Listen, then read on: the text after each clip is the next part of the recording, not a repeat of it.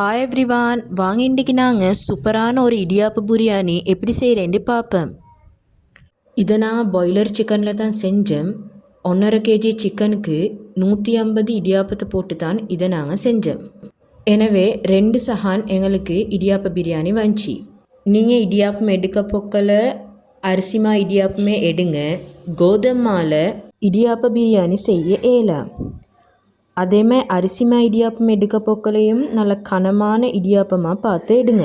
கோதுமை இடியாப்பமாய் சாஃப்டாக இருக்கிற அரிசிமா இடியாப்பம் எடுக்க வானம். ஒரு பாத்திரத்தில் ஒரு 4 டேபிள் ஸ்பூன் கீயை சேர்த்து அதில் ஒரு 4-5 டேபிள் ஸ்பூன் ஆயிலை சேர்த்துக்கொள்ளுங்க. அதன் பின்னால் கலாம்பூர், ஏலக்காய், கருவேப்பட்டை நீங்கள் சேர்த்துக்கொள்ளுங்க. அது கொஞ்சம் தாளிச்சுப்பட்ட பின்னால் கருவேப்பிலை ரம்பையை நீங்கள் சேர்த்துக்கொள்ளுங்க.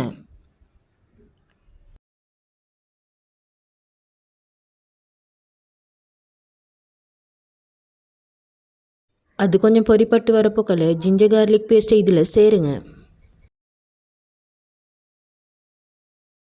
அதோடு வெட்டி வச்சு இந்த க்ரீன் சில்லியையும் சேர்த்துக்கொள்ளுங்க. இப்போ கொஞ்ச நேரம் இந்த ஜிஞ்சர் கார்லிக் பேஸ்ட்டை நாங்கள் வதங்க விடணும்.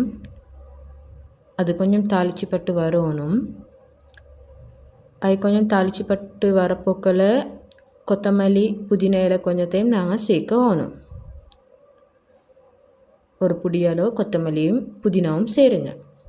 சேர்த்து அதனால் நீங்கள் தாளிங்க.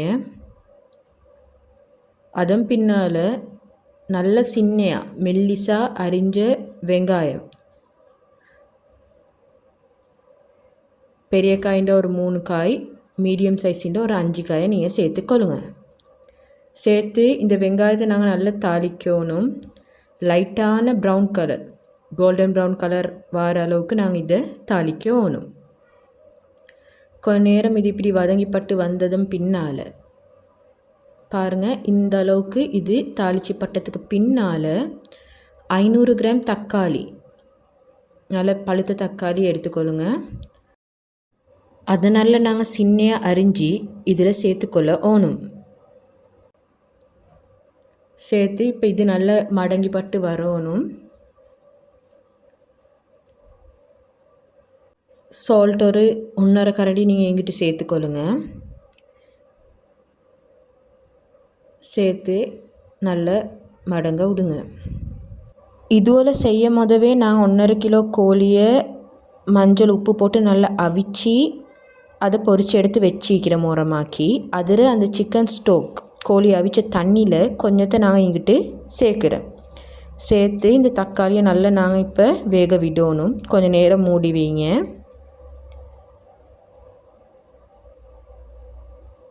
ஒரு 3-4 நிமிஷம் இது வெந்ததுக்கு பின்னால் இந்த தக்காளி எல்லாத்தையும் நல்லா நாங்கள் கடைஞ்சி விடணும்.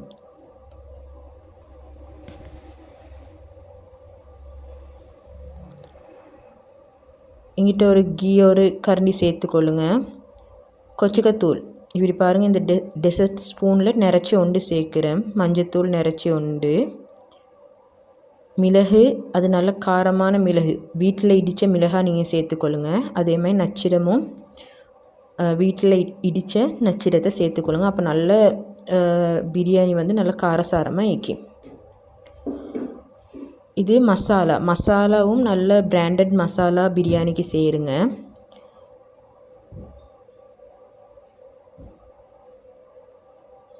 இப்போயும் ஒரு உப்பு கரண்டி நாங்கள் இங்கிட்டே சேர்க்குறோம். சேர்த்து நல்லா இதுவரை நாங்கள் மிக்ஸ் பண்ணிக்கொள்ளணும்.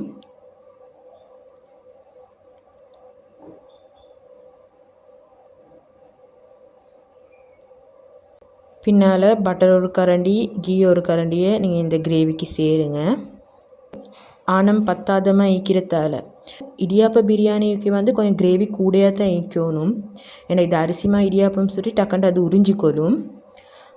எனவே சிக்கன் ஸ்டோக்கில் கொஞ்சம் இதில் சேர்த்துக்கொள்கிறேன். இப்போ அந்த சிக்கன் ஸ்டோக்கில் கொஞ்சம் சேர்த்ததுக்கு பின்னால் அந்த அவிச்சு பொரிச்ச நாங்கள் கோழிக்கு தானே அதை நாங்கள் சேர்த்து அதுக்கு மேல்கால பொட்டுக்கடலையில் ஒரு புடியை நான் இங்கிட்டு சேர்க்குறேன். சேர்த்து இப்போ இந்த கிரேவியை நல்லா நாங்கள் வேக வைக்கணும். ரொம்ப இன்னும் கொஞ்சம் சிக்கன் ஸ்டோக்கையும் சேர்த்து டேஸ்ட்டை பார்த்துட்டு மசாலா குறவுமாய்ந்ததால் மசாலாவை சேர்க்குறாங்க. நீங்களும் டேஸ்ட்டை பார்த்துட்டு உங்களுக்கு எது குறவுமாய்க்குதோ அதை நீங்கள் சேர்த்துக்கொள்ளுங்க.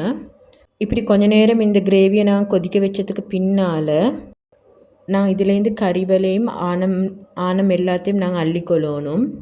சில பானையில் கொஞ்சம் தான் ஆனம் ஈக்கணும். அந்த மாதிரி எல்லாத்தையும் ஒரு பவுலுக்கு எடுத்துக்கொள்ளுங்க. எடுத்ததுக்கு பின்னால் இப்போ நாங்கள் இதில் இடியாப்பத்தை சேர்க்கணும். இடியாப்பத்தை ஒரு இடியாப்பத்தை 3 பிச்சு ஒரு பேசனில் போட்டுக்கொள்ளுங்க. போட்டு அதுக்கு மேலுக்கால் உங்களுக்கு தண்ணி தொளிக்கவும் மேலும், அப்படி இல்லாட்டி பாலில் டையை கலந்து தொளிக்கவும் மேலும். நாங்கள் தண்ணி கொஞ்சம் தொளிச்சிட்டு டைலையும் தண்ணியை கலந்து இந்த இடியாப்பத்துக்கு மேலே நாங்கள் தொளிச்சு ஈக்கிறோம். இப்போ இந்த இடியாப்பத்தில் கொஞ்சம் கொஞ்சம் எடுத்து நாங்கள் அந்த பாத்திரத்தில் நாங்கள் சேர்த்துக்கொள்ளணும்.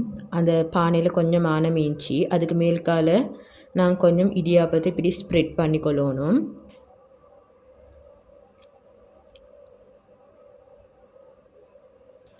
அப்புறம் அதை நல்லா லெவலாக்கி விட்டுட்டு அந்த ஆணத்தால் கொஞ்சம் இதில் ஊற்றணும். ஊற்றி அதையும் லெவல் பண்ணிவிட்டு உங்களுக்கு இன்னொரு லேயர் இடியாப்பத்தை நாங்கள் மேலுக்கால் போட்டுக்கொள்ளணும். இந்த டைமில் உங்களுக்கு இடையில் கொத்தமல்லி இலை, ரோஸ் எசன்ஸ் எல்லாம் சேர்த்துக்கொள்ளையிலும். என்கிட்ட இன்றைய கொஞ்சம் தான் கொத்தமல்லி இலை இருந்துச்சு, அதனால் நாங்கள் மேலால் மட்டும் போடுவோம். உங்கள்கிட்ட அதிகமாக இருந்தேன்டா கொத்தமல்லி இலையை இங்கிட்டு இப்படி ஒரு லேயருக்கு மத்தியில் நீங்கள் போட்டுக்கொள்ளுங்க. அதேமாதிரி ரோஸ் எசன்ஸும் சேருங்க.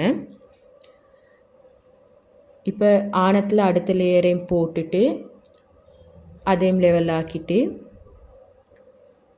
இன்னொரு லேயர் நாங்கள் அந்த இடியாப்பத்தில் போட்டுக்கொள்கிறோம்.